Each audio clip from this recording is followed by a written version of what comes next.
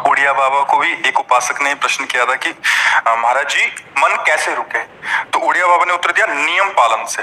यदि हम नियम पर दृढ़ रहें तो मन हमारा क्या कर सकता है। नियम तो परमात्मा देखता है, हम लोग नियम पर दृढ़ नहीं रहते, इसी से हमारे देश की दुर्दशा है। संध्या वंदन तक का नियम जाता रहा है, भजन करने के लिए नियम की बड़ी आवश्यकता। हाँ, बड़े नियम की आवश्यकता है।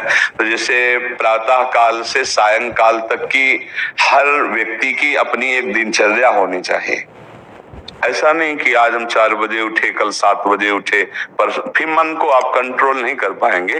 मन के लिए दिनचर्या होनी चाहिए कि हमको 10 बजे सोना है, 4 बजे उठ जाना है, तो फिर 4 से 4:15 नहीं होना चाहिए, 4 बजे उठ जाना, ऐसा नियम बना ले। और उठ करके हमको थोड़ी देर नाम जप करना है, थोड़ी देर हमें वाणी जी का गायन करना है, थोड़ी देर हमें ध्यान, एक अपनी दिनचर्या।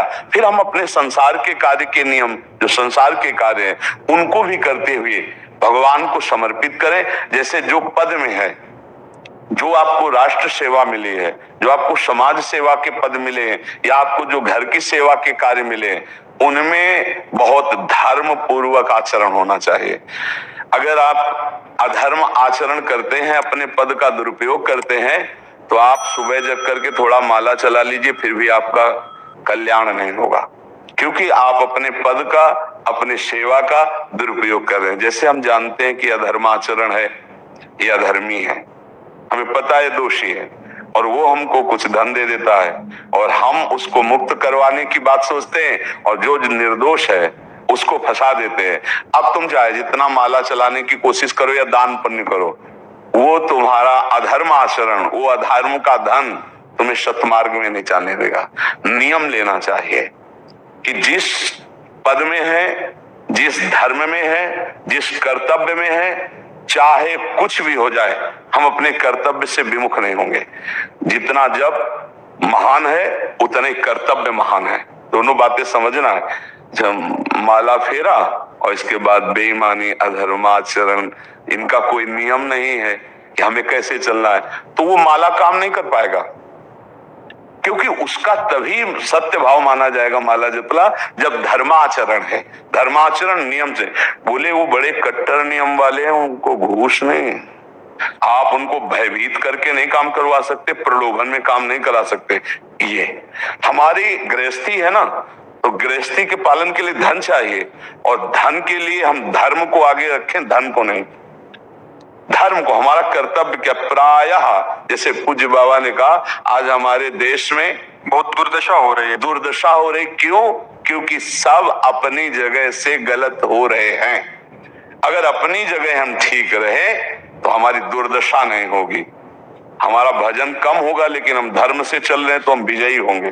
हम भगवान को प्रसन्न कर सकते हैं, क्योंकि हमें जो कार्य मिला है वो भगवान का ही कार्य, सृष्टि भगवान का कार्य।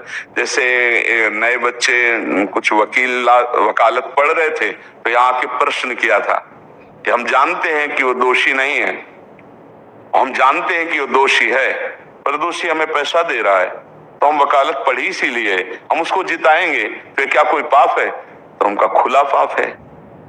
बोले नहीं, हमारी कोई ऐसा कंपनी दो, ऐसा कुछ बोले कि हमारी कंपनी को ये सिखाया जाता है, तो हमको तो ये करना ही होगा, अगर नहीं करेंगे तो हमारी वकालत का मतलब क्या रहा? तो नहीं, वकालत का मतलब अधर्मी को मुक्त करवाना नहीं है, वकालत का मतलब अधर्मी के सबूत एकत्रित करके उसको दंड दिलवाना है, और धर्मात्मा को मुक्त करवाना है। अब इसके लिए आपके पास अर्थव्यवस्था अगर कमजोर भी है, तो धर्म व्यवस्था आपकी पूरी है।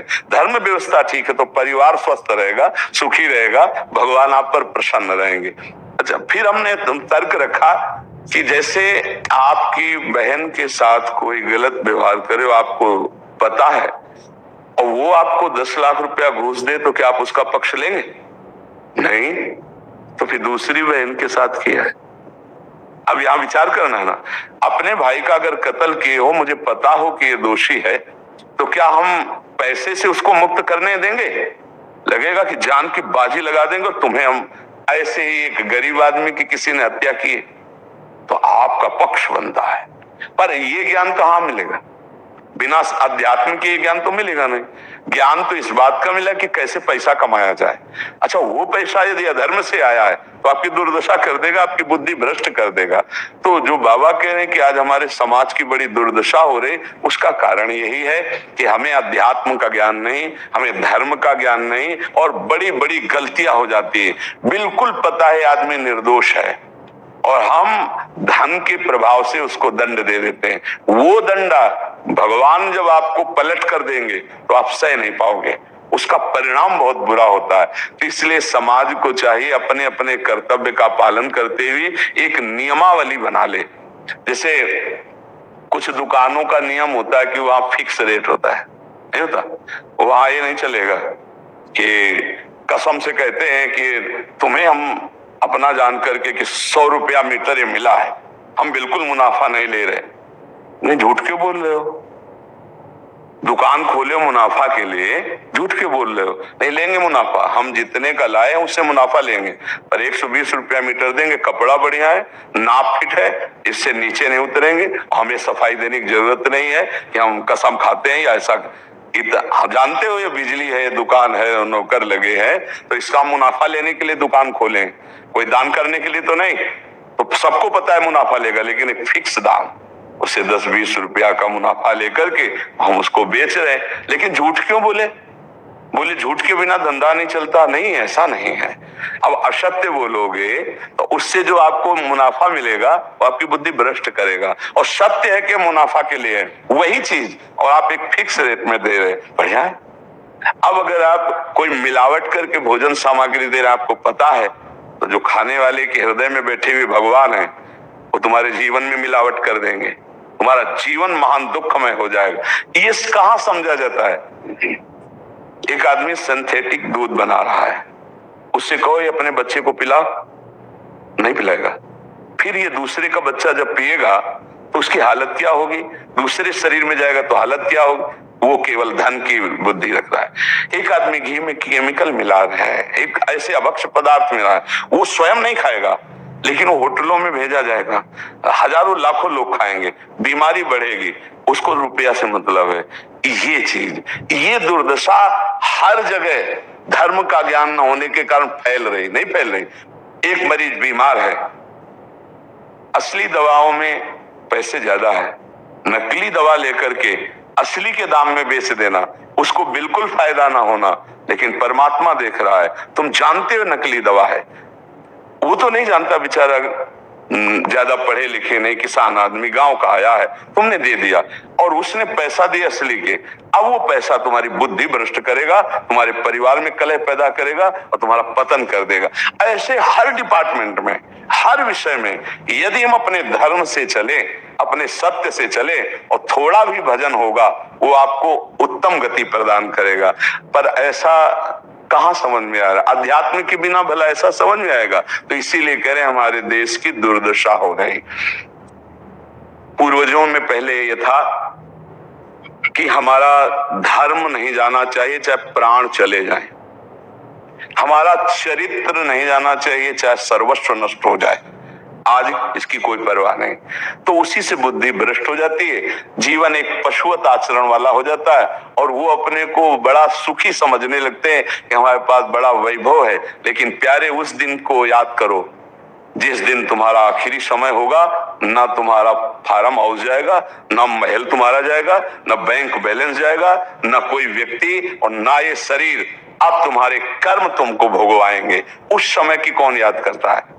अगर उस समय की याद हो तो भय लग जाए कि नहीं नहीं, पाप नहीं करूंगा, क्योंकि जाना है यहां से। अच्छा, कब जाना है कुछ पता नहीं है, किसी भी समय ट्रांसफर हो सकता है इस शरीर से। तो हमें लगता है कि महापुरुषों के जो वचन है कि हमें एक नियम से जीवन जीना चाहिए, धर्म पूर्वक जीवन जीना चाहिए, अपने कर्तव्य का पालन करना चाहिए। जो हमारे लिए कर्तव्य, आज प्राय धन प्रधान बुद्धि होने के कारण कर्तव्य स्वाहा हो रहा है। एक विद्यालय में विद्यार्थी के लिए जो गुरु पद में बैठा है, उसका क्या कर्तव्य है? वो अपने कर्तव्य को भूला हुआ है। भला छोटे छोटे विद्यार्थियों को जिनकी नींव पूरे राष्ट्र सेवा में, समाज सेवा में बन सकते हैं। अगर उनको हम सही शिक्षा नहीं दी तो उनका पूरा जीवन बर्बाद हो जाएगा। अगर उनको हम गलत सपोर्ट कर दिए तो उनका पूरा जीवन बर्बाद, क्योंकि नया जीवन है। और जगह जगह अपने अपने कर्तव्यों का यदि पालन किया जाए तो पूरा समाज सुखी हो जाए। लेकिन कर्तव्यहीनता आ रही, कोई अपने कर्तव्य को नहीं समझ रहा है। तो यही बात महापुरुष जनों को दुख लगता है कि अगर सब अपने कर्तव्य का पालन करें, धर्म का पालन करें, भगवान का नाम जप करें तो सब सुखी हो जाए। सुख सब चाहते हैं और आचरण दुख वाले करते, इसीलिए सुख नहीं मिल रहा है, परिणाम में हमें दुख मिल रहा है। सच्ची मानना, वो रुपया पूरे परिवार में अशांति पैदा कर देगा। और धर्म पूर्वक 100 रुपया लाओगे और 4-5 परिवार के बैठ के नमक रोटी खाओगे, आनंद से सोओगे, बड़ा प्यार रहेगा, भगवान की कृपा रहेगी। पर ये बात समझ में नहीं आती है। तो ये वृत्ति अगर छोड़ी ना जाएगी तो कुछ भी कर लो, कहीं भी दान पुण्य कर लो, लाभ नहीं मिलेगा। अगर दान देने की बात कही गई है तो धर्म पूर्वक कमाए हुए धन से। अगर आप मेहनत से कमाए हो ना, 10 रुपया दे दोगे ना, तो 10 रुपये का वो आटा लाके अगर 2 रोटी खाएगा तो खूब वजन होगा। और आप 1 लाख रुपया बेईमानी कर रख दोगे ना, तो बैठे बैठे वो गंदा ही सोचेगा, वजन नहीं होगा। उसका गंदा सोचना और आपका गंदा करना दोनों मिल करके, उसके कारण भी तो आप बने ना, तो आपका ही पतन हो जाएगा। उसको तो भगवान बचा लेंगे क्योंकि भगवान की शरण में। तो मुझे लगता है अधर्म के धन से कभी किसी को लाभ नहीं मिलता। तो अपने कर्तव्य का पालन करते हुए यदि नाम जप किया जाए तो बहुत जल्दी हमको लाभ प्राप्त हो जाए। बहुत सुंदर मतलब ये चर्चा होती है। अगर आप लोग इसको धारण कर ले तो निहाल हो जाएगी। सच्ची कह रहे, ये जो बातें हैं ये बहुत सुंदर जीवन को पुष्ट करने वाली हैं, पर आप धारण कर लें तो बात है। नहीं तो जैसे लाभ दिखाई दे रहा 50,000, तभी बातें भूल जाओगे, ये बातें अच्छी नहीं लगेंगी। यार बहुत बढ़िया काम घर में आएगा, पर हमारी ये बात ध्यान रखना, वो 50,000 घर में अशांति पैदा कर देगा। सच्ची मानना, आप धर्म से चलना, धर्म से चलोगे तो भगवान तुम्हारी रक्षा में रहेंगे। अधर्माचरण, देखो कैसी कैसी घटनाएं होती हैं। बढ़िया कार है, फिल्मी गाना लगाए चल रहे हैं और वो एक्सीडेंट हुआ, आग लग गई, बाहर निकल ही नहीं पाए, वो अंदर ही जल गए। क्या हुआ? 1 करोड़ों रुपए की कार भूंज दिया तुमको अंदर ही बैठाल के, धू करके आग लग गई, अंदर जल। ऐसे जलना चाहते हो या भगवान के आनंद में चिंतन करके शरीर छोटे हो, फिर दाह संस्कार हो ऐसे कि सब लोग भगवान के नाम का कीर्तन करते ही जा रहे, फिर आपका अंतिम संस्कार, वहां जीवित जल गए। क्या हो सकता है? एक एक पल तुम्हारे कर्म का हिसाब होगा, एक एक सेकंड का। ऐसे कर्म करो कि हमारा अच्छा हिसाब हो, बुरा हिसाब। ये मत समझो कोई देख नहीं रहा, वो देख रहा है जिसको हिसाब करना है, वो देख रहा है। उसके लिए कोई वकील या किसी सबूत की जरूरत नहीं होती, वो सर्वांतर्यामी आपके अंदर बैठे ही देख रहा है। तो सदैव जैसे सत्संग सुन रहे हैं, तो अगर हाथ जोड़ के प्रार्थना है, थोड़ी भी बात मान लोगे तो आप सच्चे सुख के मार्ग में चलने लगोगे।